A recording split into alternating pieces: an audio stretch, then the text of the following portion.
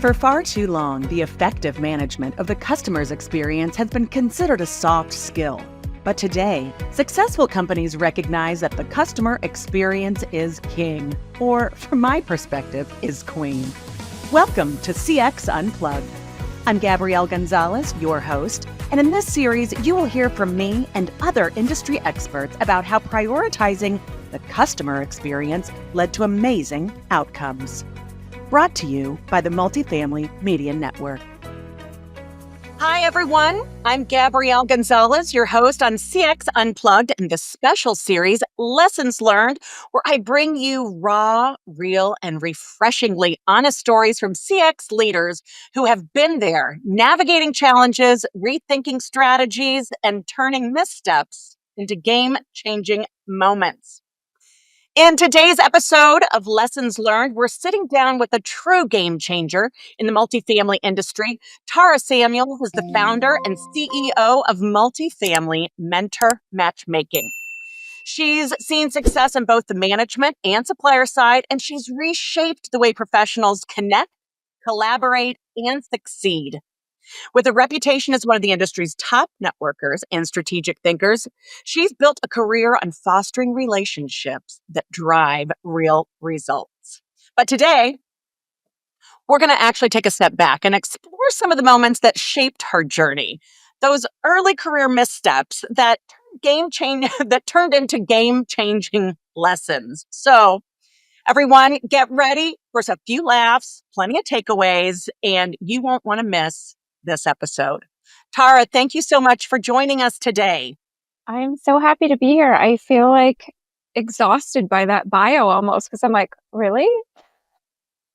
Pretty impressive, huh? We're talking about you. But really, we're talking about you. No, it's really just about all of us. And I love I love what you're doing. I love this podcast. I've always been a fan of yours. So I just love the collective nature that multifamily brings and how we all come together. I love it.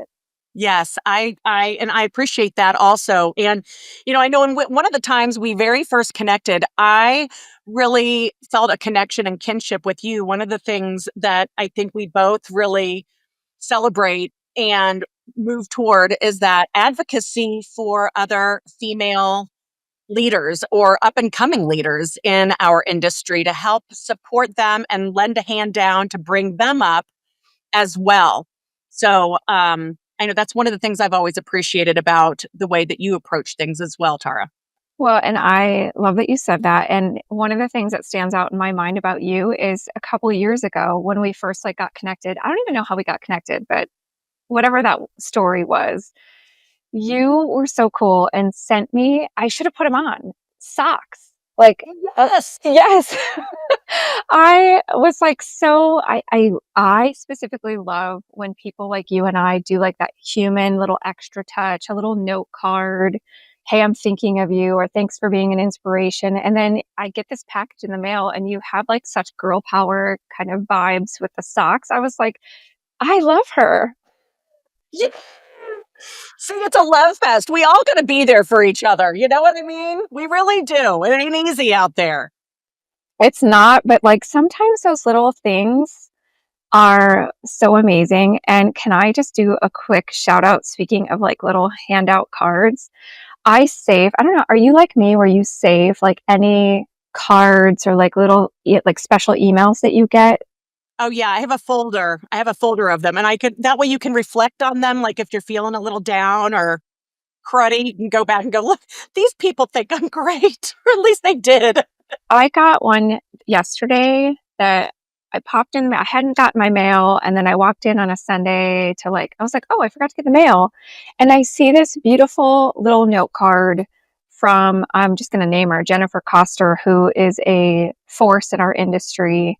And she has just this little handwritten note with little bedazzled jewels even to just say thank you for who I am and what our relationship has meant in the last couple of years. And I just was like, these are the things that we all need, not just females, but celebrating each other with small moments it's such an impact.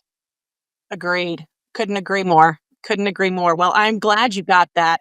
And thanks, Jennifer. That was awesome. You rock too. So good. She's so good. Made my day. So, kind of getting to our lessons learned series, right? I think that we've been doing this for a while. I know you've been both on the property management side and on the vendor side, right? And there's, you've been in any space that you've been doing for a while. At some point, maybe we thought we really knocked it out of the park at the moment, and then 6 days, 6 months, 6 years, 16 years, I don't know, later, you can look back and reflect and go, well, maybe that wasn't the best idea. I feel like I'd love to share, if you wouldn't mind sharing, if you can think of a time like that might help younger people coming up in the industry, or maybe people who just haven't been faced with that challenge yet. One of your experiences that could help them face it with more confidence. Yeah, I actually love talking more about the blunders and like the little I call them like just speed bumps in life, because in my opinion they shouldn't derail you. They should really just maybe slow you down to rethink and reflect. And then because there's always a lesson in there, right? I'm glad you asked this because the timing of it is such that it's like very serendipitous actually, because everyone knows I'm so passionate about mentorship. Well, I was recently in Chicago, which is where I'm from, and I reconnected with the very first female mentor that I ever had in my life after over 20 years. I had not seen her. And one of the things that's so beautiful about our conversation and meeting back up is we've stayed connected, but like physically have not seen one another. And we were reminiscing about because she hired me when I had started at an ad agency in Chicago. And a lot of people don't know that I actually have some of that background. And she's like, okay, Tara, you have to refresh my memory for a minute. Why did you end up leaving the agency? She's like, because I had gotten promoted out of her department and then got promoted again. And that was actually a big deal because at that time I had not completed my college degree. That's a whole nother conversation for how I like rerouted and eventually got that later in life. And I was like, you know what? So this is like the blunder potentially. I was like, I took a chance on myself and I felt like very entrepreneurial minded, had all this energy, like didn't know what to do with it, and was approached by someone who was like, hey, you could be your own boss. And I won't name like the company or whatever, but it felt like, okay, at that time I didn't have any kids. I wasn't married. I was like, it's now or never. Go take a risk on myself. And I seemingly made the blunder to leave a really high paying job, stable, moving up, had just gotten 2 promotions, and then was like, I think I'm going to quit my job, quit the stability, quit the like full insurance and all the perks, which back then it was like Mad Men at working at an ad agency. And I decided to let it all go, bet on myself. It did not work out, but that actually led me to multifamily, and it led me to be more of a risk taker. Like I don't regret it at all. But it's funny how some of those life-changing moments and decisions completely reshape everything about your like path. And when we were talking about it, I wasn't mad at myself for doing it all those years ago. I was actually I think about like how different my life would have been if I stayed in the ad agency world and didn't come into multifamily. And I'm actually so glad, because had I not come into multifamily, so many things in these types of conversations would not have happened. And having friends in the industry that I do, I met my husband in the industry, and he's still in the industry. Like it would have never happened. But I will say the lesson there was just when you feel a calling, whatever that looks like for you, if appropriate and if you can, act on it because you might regret it. Yeah, that's awesome. That's a great story. And so that just can't coincidentally, the timing, you just kind of reflected back on that. Yeah. Yep. I just posted about it because we took a picture together and I was just like, I could not believe how my life has changed. And she was such an impactful, speaking of girl power, there wasn't a lot of female leaders back in the ad space, like in the ad agency. It was very men, right? And had I not had her as like one of my first mentors, I'm not sure where I would be today. That's a great story. I'm curious to learn what I mean, did you guys talk at all about, like, what was it about you that stood out to her that had her kind of put you under her wing? Because, back then, right? A lot of times women weren't advocating for one another. So many times there was more probably competition between women than there was advocacy. So what do I don't know if you guys talked about it, or if what do you think it might have been?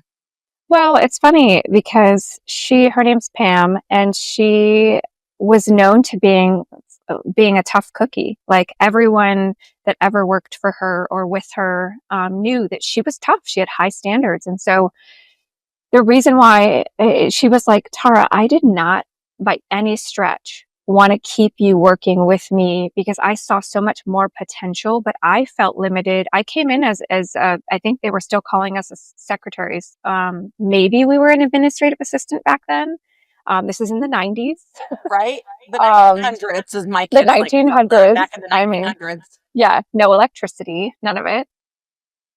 Um, and I think she was just like, I just saw things in you that I had not seen in myself yet. I felt very much like a giraffe on ice, right? Like just, kind of like, or like yeah, like I just am slipping, falling down, getting back up, and I felt uncoordinated. And any time that I was able to participate in a pitch or prepping for a pitch to a client, and like any of that kind of stuff where you're like really visible, I really felt like I was over my skis. And she just really was like, she reassured me that I wasn't, that, yeah, I might fumble around. Like we were just kind of talking, like the first or couple of times you try something, it's going to be awkward, right? But then you get your footing, you get your groove, you come into your own. And I think she just loved, I was very much always an Energizer Bunny type attitude of like, go, go, go, give me more. How can I help? And so I think she always appreciated too that I asked for more. And I did not stay within the like confines of my job description. I was always popping in and be like, hey, can I stay late and help with this? I know it's not really within my purview, but I want to learn. So I think just being a sponge and always wanting to learn, she saw that in me and appreciated it so much. And we were laughing about it. And I wore this sweater on purpose because when I saw her, I was wearing this. So I want to channel Pam. Oh, that's awesome. Well, thank you, Pam, too, and other great mentors in this business or in business at all. Yeah, it's interesting. I think back about some of the very influential people early on in my career as well. And I remember very early in my career with my very first mentor. Her name was Jennifer. I was very young, and I said, I want your job. She was a marketing director, and I was working on site as an assistant manager. And I said, okay, well, what do I need to do? Tell me one thing I need to do to be taken seriously, in this next job. And before I get to what she said, I was like you, a sponge. I was asking anyone who seemed to be an expert in any particular related field, what for their opinion. Tell me about this. Explain to me about the landscaping. Explain to me about the engineering of these buildings. Explain to me, why we need to do, turn units this way, or why we need to use this kind of paint, or prime it or not prime it, or what kind of tests do we need to do with seal coating and putting asphalt. I'm asking any of these contractors. I was always asking them to teach me, about this, so that the next time I talk to someone, I can be a little bit more educated. But I was 21 years old. And what she told me was, she said, Gabrielle, if you want to be taken seriously in this business, you need to lengthen your skirts. Well, there it was. The time I didn't really love that bit of advice, but at the same time, I can tell you I did like a nice mini skirt. Um, Who, who does it? so It wasn't bad advice. I did lengthen my skirts and I continued to, ask those questions. But I think, I guess that's probably not very like politically correct to say that in today's world. But the advice was good. What she was basically saying is, Gabrielle, you know, be earn the respect of people because of what's in your head, not because you're showing your legs. You know what I mean? And so that was good advice. I remember it. I used it and probably would say it differently. And here you are, how many years later, telling this story Right? in a skirt. No, I'm just kidding. Exactly. Today I've just got on jeans. So Hey, that's okay. And I love that we both are channeling pink and we didn't even talk about what we were going to wear. And we've got this whole kind of like girl vibe going. I love it. I love the girl vibe. So, okay. There's been some missteps, right? So is there maybe a strategy that you have utilized or is kind of a go-to strategy when maybe things didn't go as you wanted, as hoped, as planned? Is there a go-to strategy you had to sort of bounce back from that? To how do you, regroup, retool, and then move forward effectively when inevitably you do make some blunders or mistakes? I think there's a couple things. One is go back to those folks, like try as often as you can, depending on the relationship, to stay connected with every person you've worked with. Because I mean, look at how many years later here her and I were in Chicago more than 2 decades later, and I'm asking for feedback and staying connected. And a couple of things that really stood out is that she was providing feedback to me unsolicited, like messaging me and just being like, I'm so proud of you and look what you've done. I'm so glad that you kind of like came into your own and came out of your shell. And I think the other thing that's like more reflective and becoming self-aware that my husband has taught me, which I'm actively trying to work on because it's the hardest thing, but it's being vulnerable enough to really kind of diagnose your life and don't take it as one big thing, but like I grew up in a city and the suburbs, but like think of it like in like blocks or a grid. So don't think of your whole life as like, oh my gosh, however old you are, here's like the summation. No, let's go back. Okay. The first year I really got out into the business world. Let's reflect and assess. Like what could I have done differently? What was I really good at? And then just kind of take it in these chapters. So like the next city block, maybe that's age 23, maybe that's age 24, and just look at everything more bite size and don't be disappointed in anything because I'm a firm believer that every single choice you make, like I've been married before. Okay, it didn't work out. Does that mean the next one's not going to work out? No, it just means that you took a risk, you learned, you've evolved. Same thing with your career. Like, just don't be afraid to go back and ask some of the questions from your mentors or past coworkers. Doesn't even have to be someone you reported to. Like, hey, from your outside view looking in, what was it like to work with me? What was some things that maybe you liked about my working style? And then, like, is there any feedback you could give me going into my next position? And that could also be a great time when you're maybe asking for a LinkedIn recommendation. Before they give it to you, maybe they can talk to you about it. Like, hey, before I post it, can we talk through some of the things some of these highlights? So just things like that. So it's really like the tone of being reflective, self-aware, and vulnerable. Well, that vulnerability really stood out. It even, it just, yeah, that really got me because you have to be very vulnerable, be willing to be vulnerable to ask some of those questions, right? And hear the answers because some of it's going to be great and some of it might not be. So, but that's where you can really learn and grow. Yeah. Yeah, those are those No, teaching moments. Also, I wanted to say, I mean, it sounds like you've got a tremendously emotionally connected husband. I was trying to picture my husband helping me think through some of those things. Don't think so. He's a wonderful husband. Okay, wonderful husband. But I'm not sure that he'd be able to help me in that space. Well, he has very high emotional intelligence. In fact, many folks know my mother-in-law, who just retired from the industry from multifamily. She was in it for a very long time as well.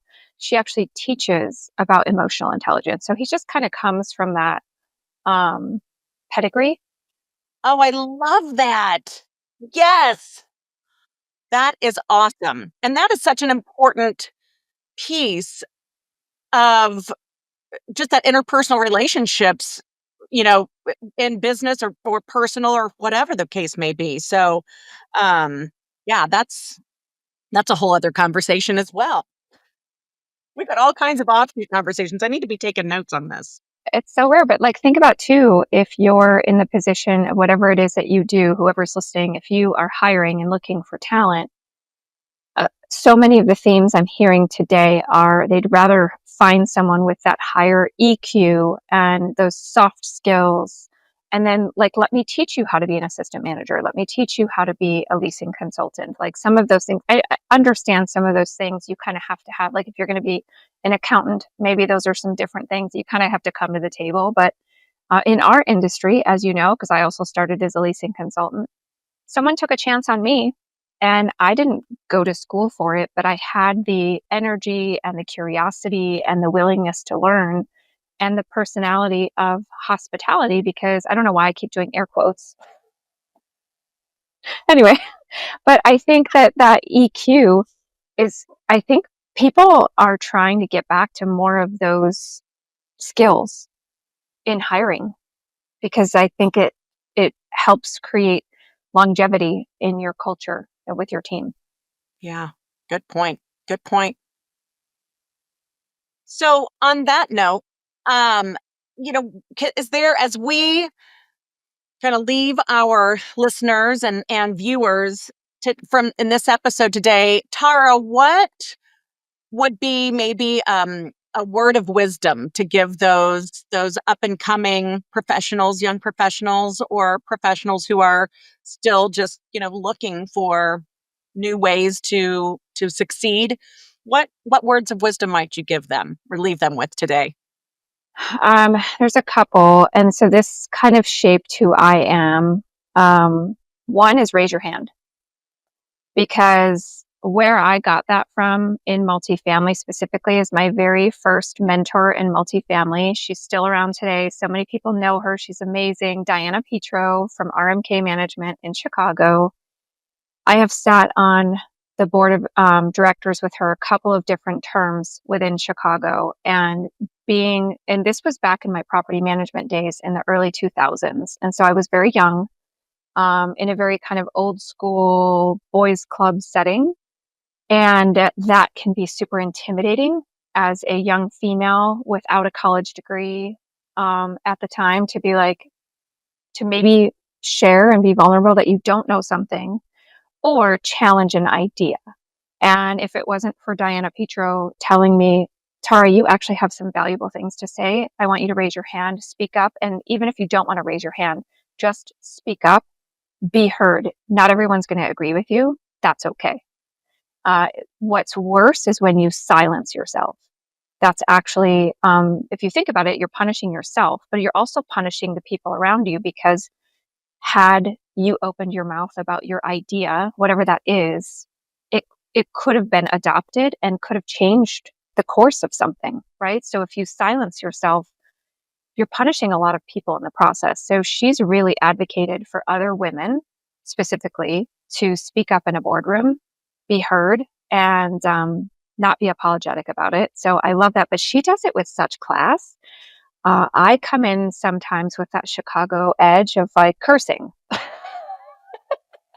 She has a very eloquent way of doing things, and I have the Chicago way of like coming in like a bat out of hell sometimes and trying to just like ruffle some feathers. Um, I will say one last words of wisdom is these three words have completely transformed my life, which is rejection is redirection. I want to give credit to whoever said it first. I don't know who did, but whoever that person is, you're going to be rejected so many times in your life, whether it's a job interview, a relationship, a friendship. I mean, you name it. that's redirecting you to something that's meant for you. So don't get hung up and caught up on the rejection. So that's I my love words of that. wisdom. Thank you. Rejection is just redirection. Like I that's know. that's awesome. So good, right? I literally want to find out the person who came up with it, but I've used it so many times, especially now that I am in a recruiting space, working for a recruiting company. I try to give people who are really down on, like, I didn't get the job, I didn't even get the interview, I didn't get any feedback. What's for you won't pass you by. So this is rejection. It's redirecting you to the next best thing. And I'm trying to help my dad too, who was just laid off after 20 years. That, like, hey, that feeling of rejection sucks, but it's redirecting you to something that's probably even better than what you had. Yeah.